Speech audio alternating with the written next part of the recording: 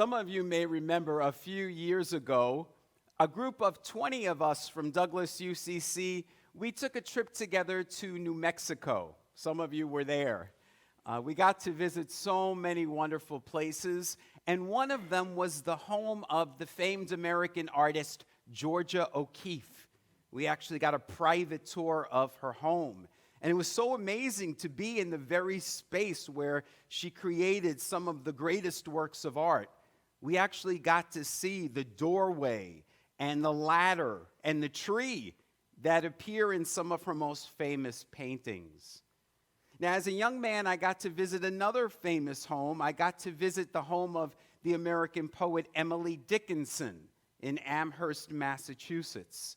And again, it was incredible to be in the room right next to the desk where she wrote more than 1,800 poems. And then, of course, millions of Americans, so people all over the world, travel to Memphis, Tennessee to go to Graceland to visit the home of Elvis Presley. Because we, the lovers of art and poetry and music, we want to go to the very places to have firsthand experiences of where the creative love, life, and being came into existence. And so, of course, it makes sense that we, lovers of Jesus, we want to go to the Holy Land because we want to experience firsthand the place where he came into being. We want to walk where he walked, visited where he visited. Those of you who have been to the Holy Land, you know that when you are there, you experience the presence of the divine in a very real and profound way. One of my friends a few years ago returned from the Holy Land. He was so excited and so moved to tell me about it. And he said, "Sal, you're not going to believe this. I went to the exact spot where Jesus was born.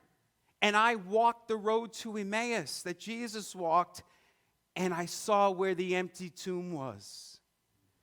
And he was so moved by telling me that I didn't want to burst his bubble. And I didn't want to tell him that he probably didn't visit the exact places where Jesus was born and walked and was laid to rest.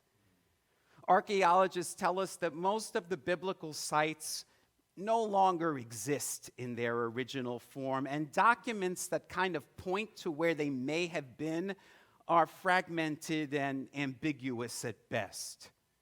So, for example, a few weeks ago, you may have seen the NBC nightly news story about the Via Dolorosa. The Via Dolorosa is the road that Jesus supposedly walked towards the cross. And millions of people from all over the world walk the Via Dolorosa every year. But the NBC News report was they were talking to historians and archaeologists who said that that road couldn't possibly have been the road where Jesus walked to the cross. It was in a separate part of town. And then, of course, there's this story I just read for you today from the third Sunday of Easter's lectionary about the road to Emmaus. If you go to the Holy Land today, there's not one, there's not two, there's 5 sites that claim to be the road to Emmaus. As we heard in our words of integration and guidance this morning, there are no documents that exist that mention a place called Emmaus. The only thing we have is this one passage from Luke's gospel. And that's why we heard the theologian Marcus Borg said, "Emmaus is nowhere, Emmaus is everywhere." And I really love that. Now, you know me, the former high school English teacher. I love words. And I love the word nowhere. Because if you take it apart, it says, now, here. Emmaus is now, and it is here. It's everywhere. Another progressive theologian, John Dominic Crossan, said, "The road to Emmaus never happened. The road to Emmaus happens all the time." And I think he got that from Joseph Campbell, because if you remember, Joseph Campbell said about myth, a myth is something that never happened, but happens all the time. And I talked about that in my Easter Sunday message. I said, I don't know if the resurrection of Jesus really happened, but I know stories of resurrection happen all the time. Just go outside now in the springtime. Look at the flowers popping up out of the ground, the leaves in the trees, the birds. Resurrection is real. Now, I don't know if the road to Emmaus actually existed, but I do know that this story speaks to a great spiritual truth. So let's look at it together. First of all, the word Emmaus, it means warm spring. The road to Emmaus represents our spiritual journey to spring. And what is spring? Well, spring is new growth and new life. That's what the road to Emmaus represents, our spiritual journey to new growth and new life. And we heard in the reading this morning, it's 7 miles from Jerusalem. Now, if you've been coming to Douglas UCC for a while now, you know I often speak of the number 7 because it appears in the Bible so much. The creation story was 7 days. Jesus had 7 I am statements. He said, forgive 70 times, 7 times. And we know there are 7 signs in the book of Revelation. Those are just a few examples. There are many more. The number is not a literal number. The number is a symbolic number, a spiritual number. It represents a time of spiritual completion. And so Emmaus symbolically is 7 miles from Jerusalem, which is the holy city.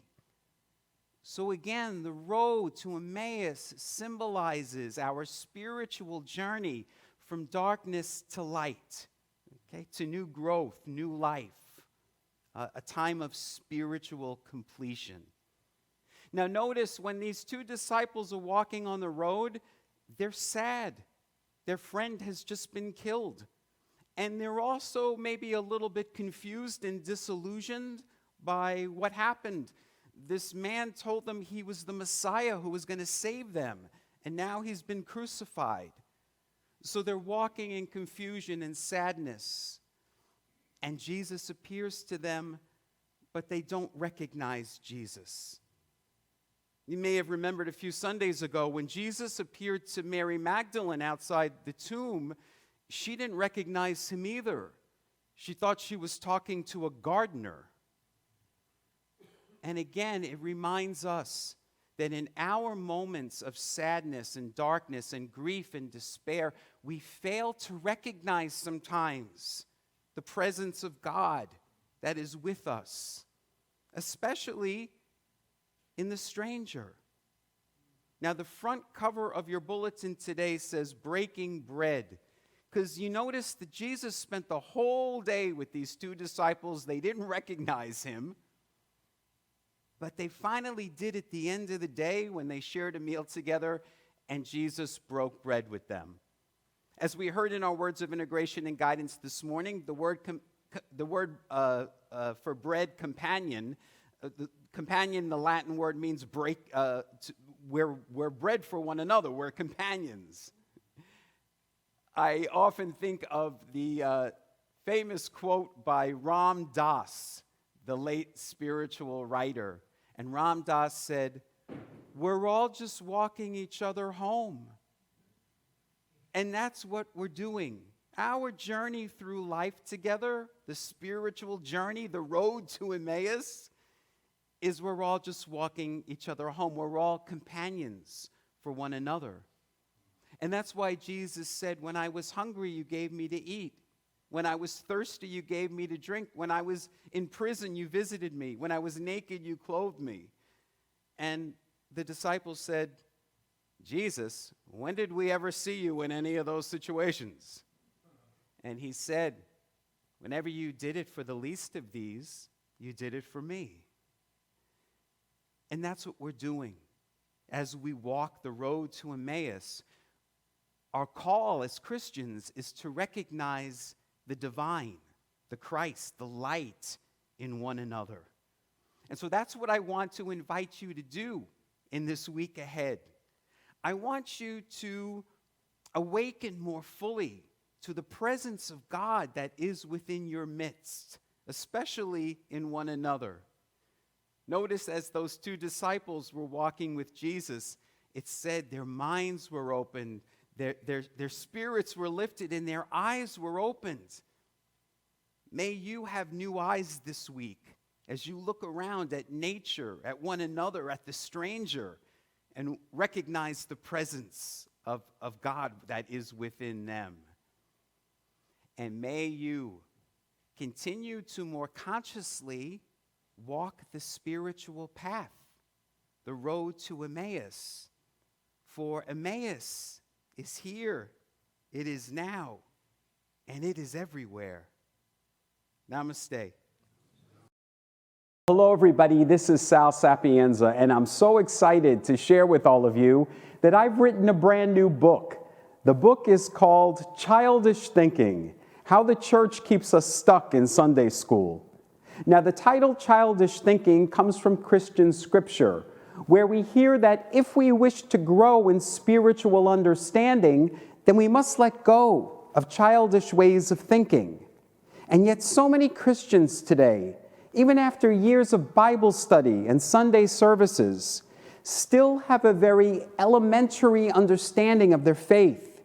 They still understand God as some old man with a long gray beard. They think heaven is a place up in the clouds with pearly gates, that the devil is some red guy with horns and a pitchfork, and that hell is a fiery place below the earth. Those are things that we tell children. None of those descriptions appear anywhere in the Bible. And so in Childish Thinking, I try to dispel many of those misnomers, and I explore topics such as God, Jesus, heaven, hell, sin, prayer, and resurrection from the higher perspectives of ancient Christian mystics and contemporary progressive theologians. After each chapter, there are prayers for quiet contemplation and questions for personal reflection and journal writing. Come learn how you can let go of old ways of thinking and begin to see things with new eyes.